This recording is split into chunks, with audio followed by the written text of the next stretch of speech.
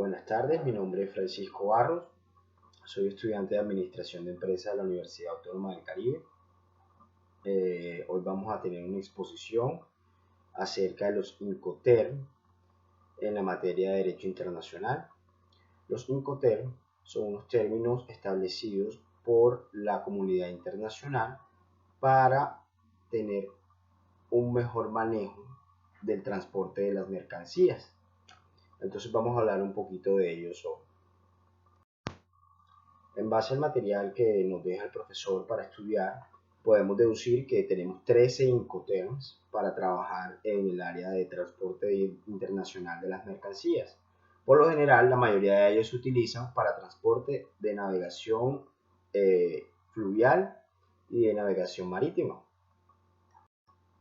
Podemos dividir estos Incoterms en 4 grupos. Podemos decir que tenemos el grupo E, el grupo F, el grupo C y el grupo D.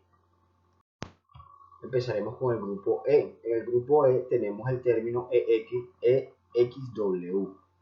En este término, el vendedor es el que se ve mayormente beneficiado, dado que entrega la mercancía en sus instalaciones y lo único que tiene que hacer es empaquetar y embalar la mercancía para el viaje.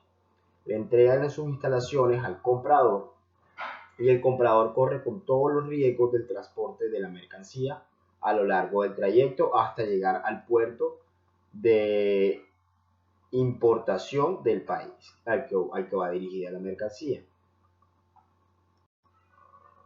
Tenemos el grupo F y los términos que van relacionados a este grupo son FOB, FAS y FCA. En este término, el vendedor pone la mercancía en disposición del transportador. Este transportista es elegido, contratado y pagado por el comprador. Por tanto, el vendedor no se hace cargo del transporte en ningún momento, del transporte principal de la mercancía, en ningún momento del transporte de la mercancía. Tenemos también el grupo C. En el grupo C, los términos relacionados son CIP, CIF, CPT, CFR. En este grupo, por lo general,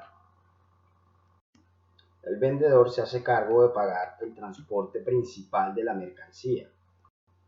Sin embargo, se destaca que si el producto sufre algún daño o avería o pérdida durante el transporte, ninguna de las dos partes se hace responsable de ello, al igual que ningún coste adicional que aparezca durante el transporte de la mercancía como adicional.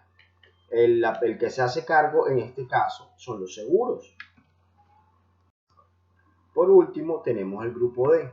En el grupo D, los términos utilizados son los siguientes: DDP, DAF, DDU, DEQ y DES. En este grupo es el vendedor el que corre con el cargo de los gastos y los riesgos del transporte de la mercancía hasta llegar al destino acordado con el comprador. En el momento en que se llega a este punto, el vendedor deja de hacerse cargo de la mercancía para pasarle toda la responsabilidad al comprador, el cual se hará cargo de todos los costes, gastos y riesgos que pueda sufrir la mercancía durante el transporte hasta el segundo punto donde la quiera obtener el comprador. Muchas gracias, espero que haya sido de servicio este video, espero haberlos ayudado, haber dejado clara la idea. Muchas gracias.